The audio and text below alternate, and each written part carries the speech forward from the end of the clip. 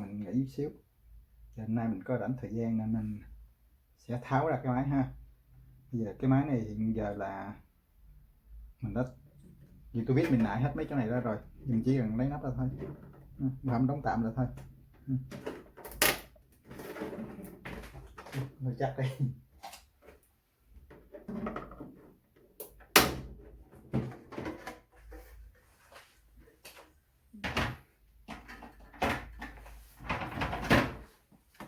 Cái máy này nó tháo ra thì cũng dễ thôi, cái vỏ máy bằng nhựa nên mình dùng tôi biết mình nãy thôi ha.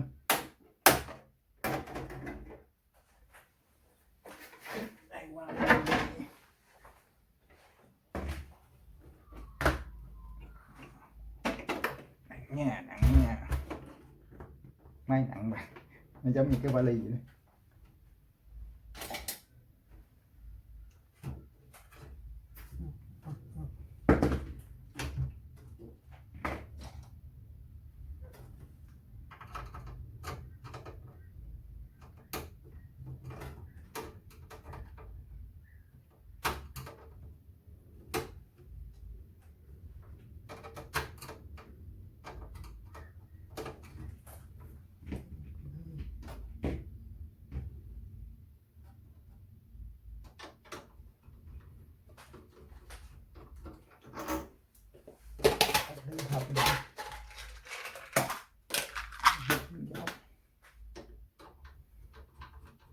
Thì cái nắp máy này nó bắt ốc rất là nhiều. Cái nào có bắt ốc thì mình tháo ra thôi.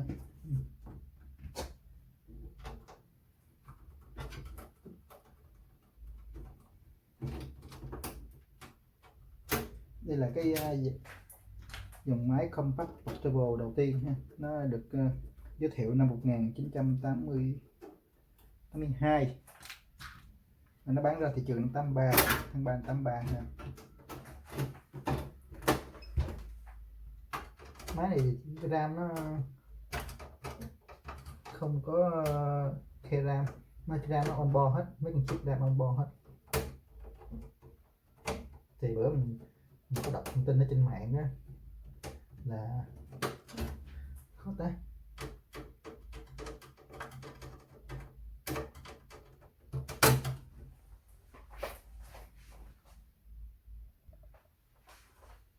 Thì mình tháo ra hết cái mấy ốc này ha.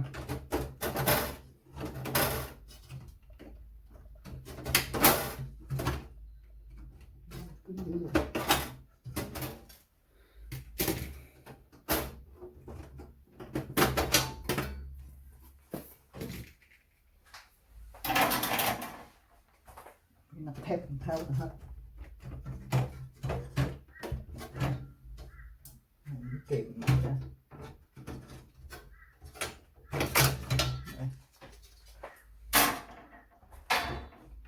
Trong máy đây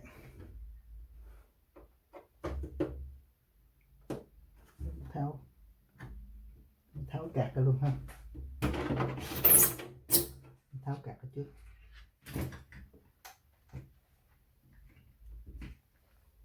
Cạc bắt ốc cái này, tháo ốc rồi.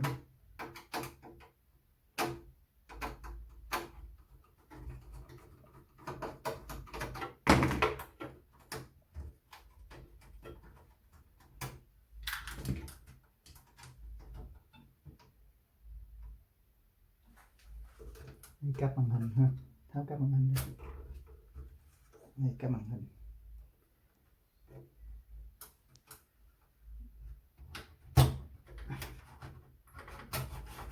Đây cáp màn hình. Đây cáp màn hình các bạn. Cho mình xem. Trước để bên quay lại ha, mình lấy ra trước.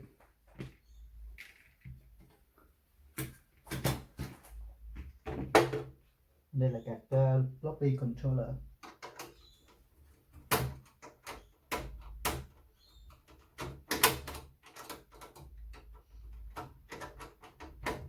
Cái con ốc nó làm cạn quá, mình khó tháo quá. Cái răng con ốc nó cạn quá.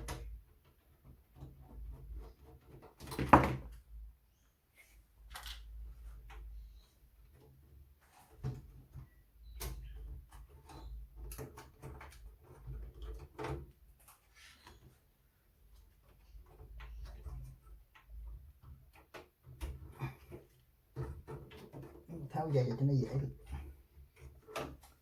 Dây controller các bạn, dây cáp để mềm ha.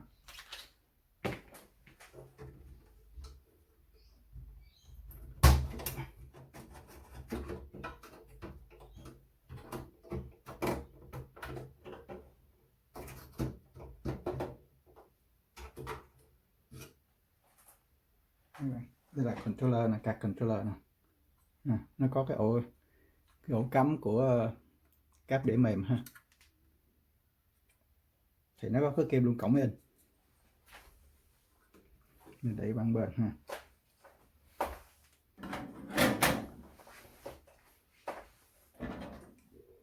Sẵn cho mình cho các bạn xem rõ gì.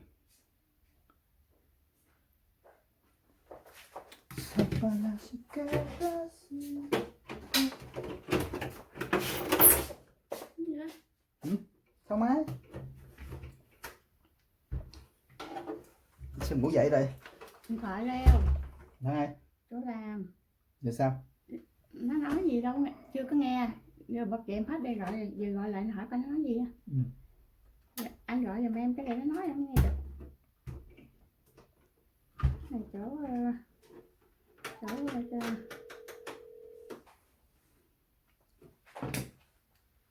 này chỗ quốc cơ chỗ giao thông.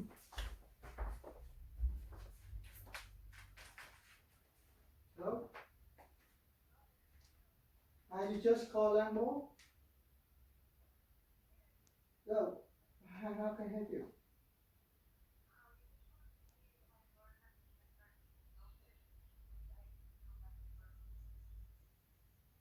Yeah. Yes, he will go. Yes, he will go on that day to visit the doctor.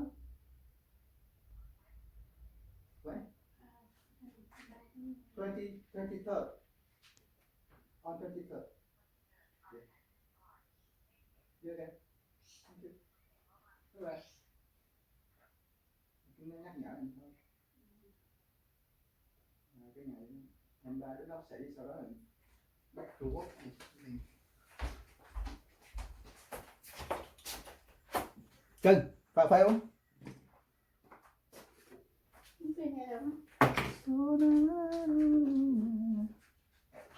Ok, bây giờ mình tiếp tục tháo cái máy ha. Qua đang làm. Giờ mình tháo ra cái mặt sau nữa nè.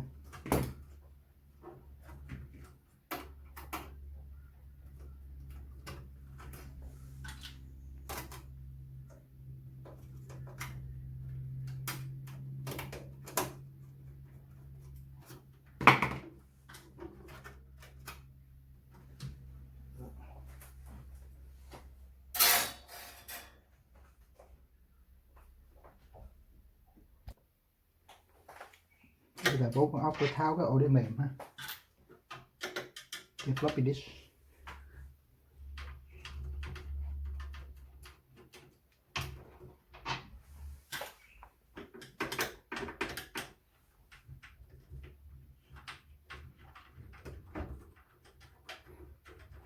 Ở mặt bên kia nó có 2 con ốc, còn đây có 4 con ốc. Giờ mình tháo ra, mình lấy cái mainboard ra, mình xem coi cái lỗi nó chỗ nào. Rồi mình có xem cái lỗi trên cái bản hướng dẫn của nó đó là nó bị cái băng không và con chip U39. Rồi bây giờ mình tháo, mình xem con chip U39 nằm đâu. Đây là cấp nguồn, mình tháo cấp nguồn này ha.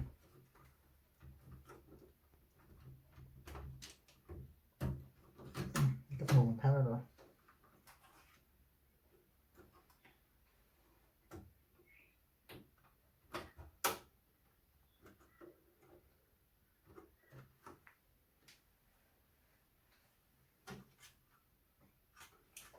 Đây là cáp nối với bàn phím ha, cái bàn phím đây.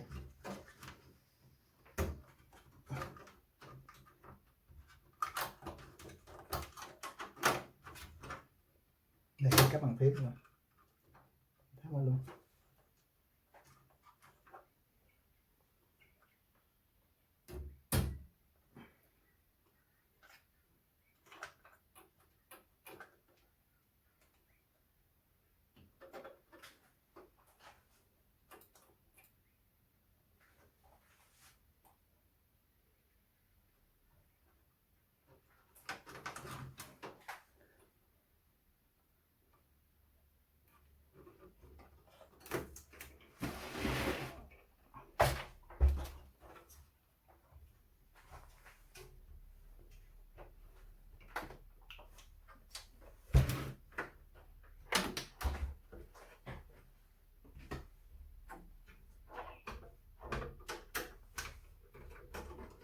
tháo mình lấy cái ổ đĩa mềm luôn.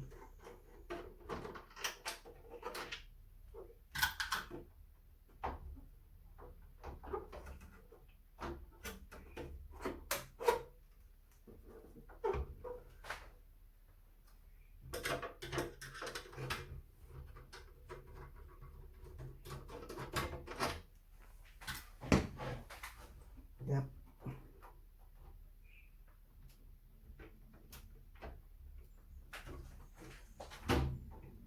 Phía trong này có hai cái cáp cái ổ đĩa mềm, cấp điện, cái cấp nguồn đó. Mình tháo cấp nguồn này.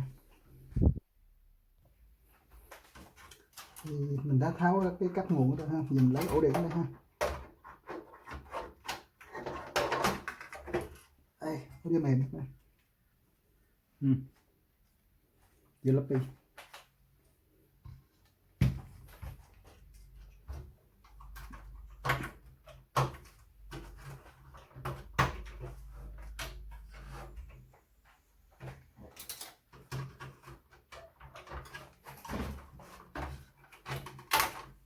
Lấy hai ổ đĩa mềm ha.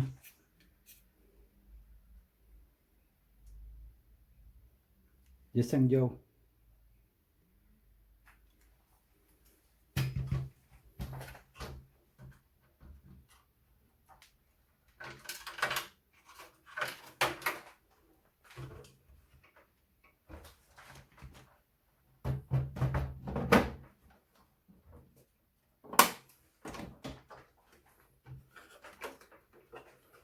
Tháo cái men bo.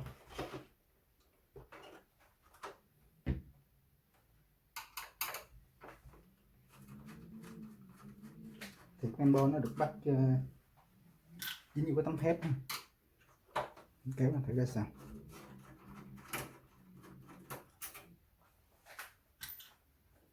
Gắn 4 ốc gắn vô cái vỏ.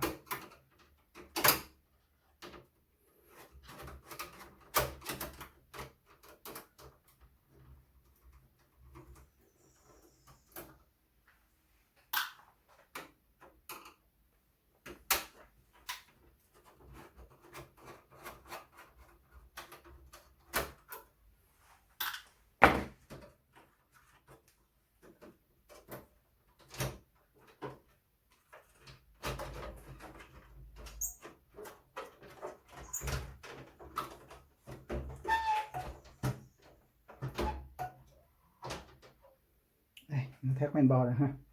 Rồi nè, đây chút mình quay lại cho mình quay thêm ha. Đây qua một bên coi. Cái bộ phận màn hình thì nó không có bị hư. Nó chỉ hư cái men bo thôi.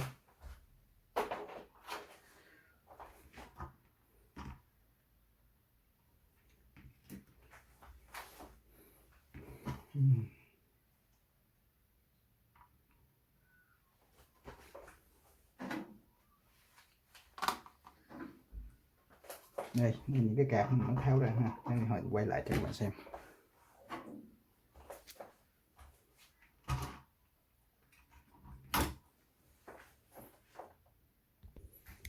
Đây cái card.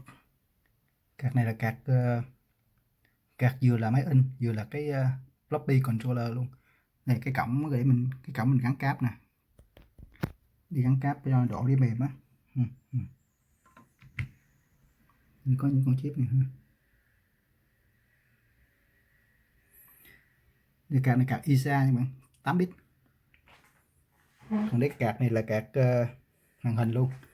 Nó có cái cổng cắm màn hình nè, cắm như CRT ha, màn hình này CRT. Cổng này là cổng nè, cổng serial ha. Cổng màn hình này, cổng tròn tròn á. Video out á. Đây các con chip, các chip nhớ các màn hình. Đây là cái main board. Thì main board nó có 5 slot ISA 8 bit.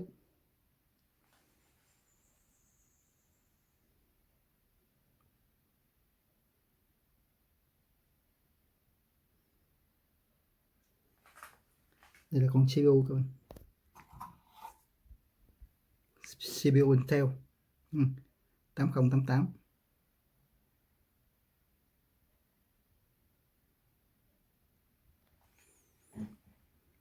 Còn đây là các con chip nhớ các bạn ha. Chip nhớ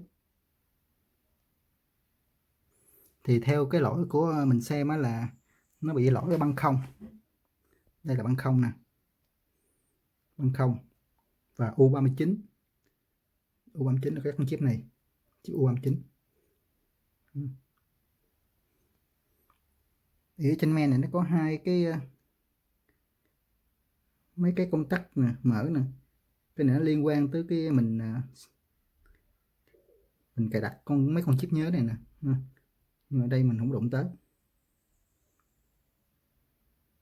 Bây giờ mình xem ha. Lấy đồng hồ mình đo cái xem con chip này bị hư ha. Hiện giờ mình xác định là đây là cái băng không các bạn ha. Băng không là cái địa chỉ này là băng không. Đây băng không. Và U39. U39 đây. Tức là con chip này. Chip này U39 nè. Thì bây giờ mình cũng đã có order sẵn hai con chip ha. Order trên eBay á. Giờ mình tháo nó ra. Giờ mình tháo con chip này ra ha. Mình tháo con chip ra mình thay con chip khác. Giờ mình lấy mẫu hàng mình thay. Con chip này mình mua nè ha.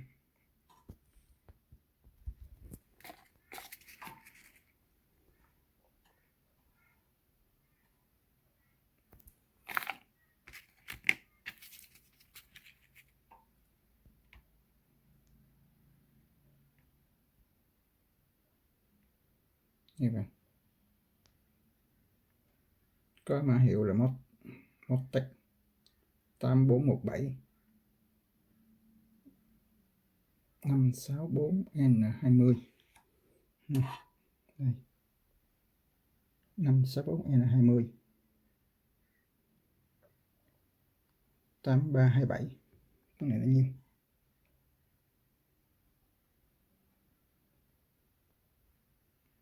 Tám bốn một bảy. Cái hiệu chip thôi.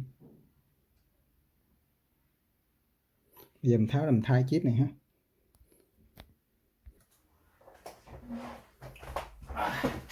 Bây giờ mình tiến hành mình thay chip ha. Tháo chip ra. Mình mua hàng sẵn rồi nè.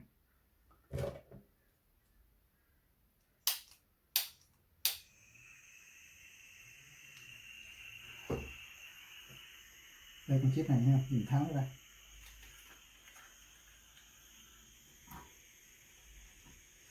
Thì mình cũng đã chuẩn bị cái ống hút chì với chì ha. Con chip. Tháo chip này thôi. Chỉ còn bên đây. Chip này ha.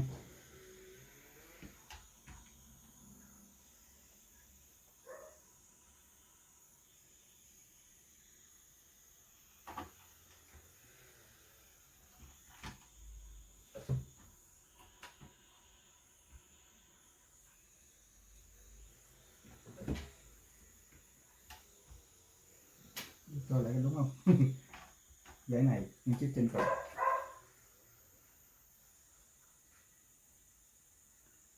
Đúng rồi.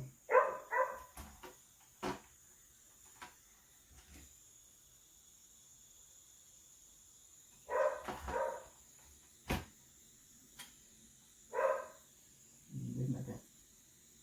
1 2 3 4 5 6 7 chip lại. 1 2 3 4 5 6 8 4 5 6 7 8.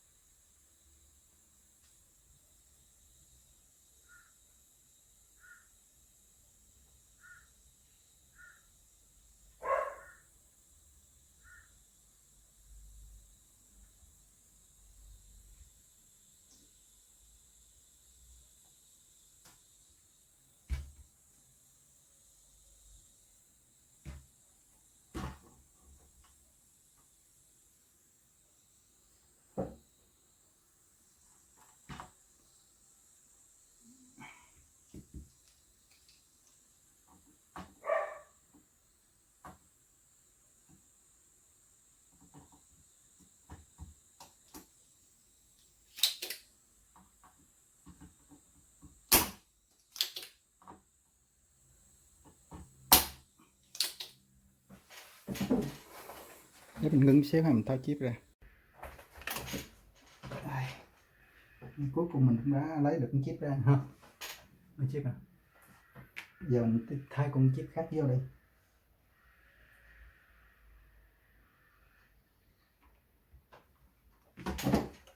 Cái đây là mình đã lấy con chip ra rồi ha.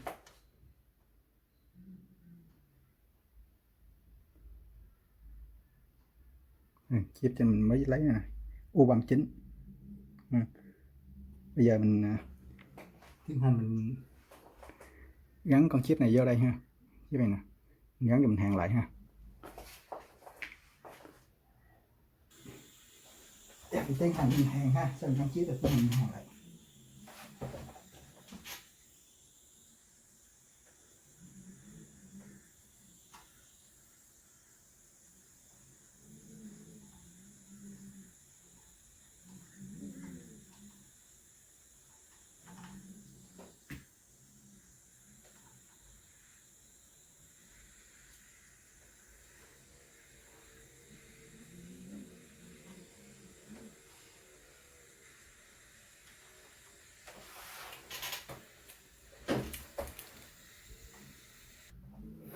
Bây giờ mình đã hàng xong rồi. Giờ mình kiểm tra lại bài cuối ha, nó có bị chạm gì không.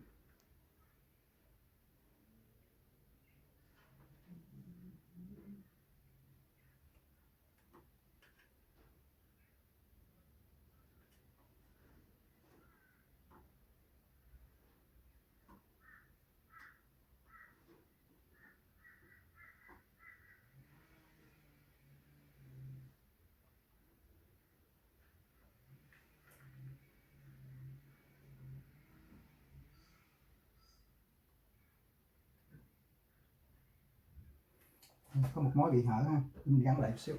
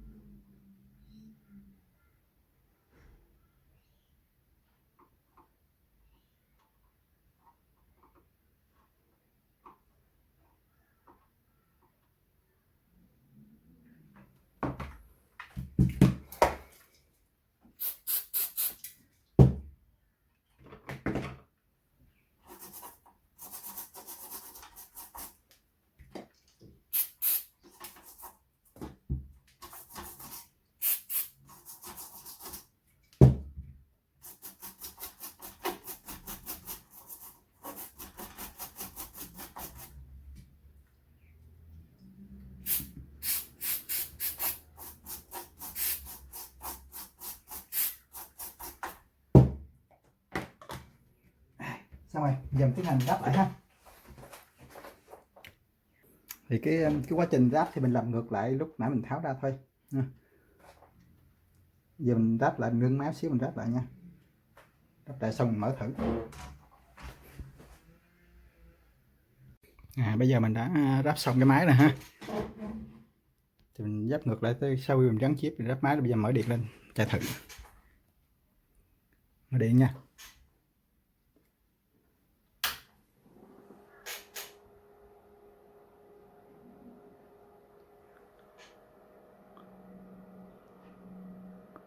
Máy vẫn bị lỗi ta. Giờ mình xem lại cái lỗi của máy mình ha. Cái máy của mình nó bị lỗi là thì giờ cái máy này là compact portable ha. Cái lỗi là 0000201 đã được mô tả là cái lỗi ở băng không. Parity là cái tính chẳng lẽ của cái chip nhớ á.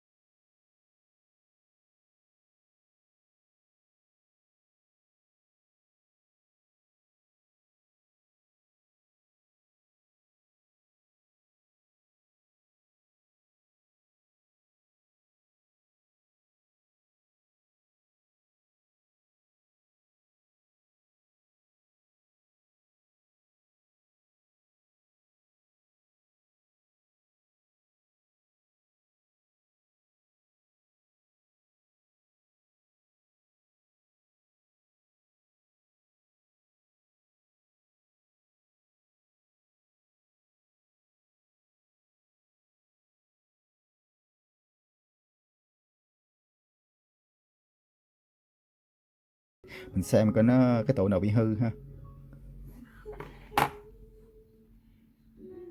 Còn một điều nữa là đây là cái màn hình mà tìm được search ở trên mạng nè.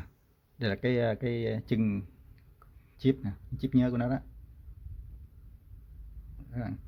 Chân số 1 á, chân số 1 là chân không kết nối. Chân số 16 là chân nối đất, chân tiếp đất. Còn chân số 8 là chân điện vô á, điện VCC. Thì điện vô của nó là điện vô của nó có 5V nè, VCC 5V, VSS là nối đất rào đất á.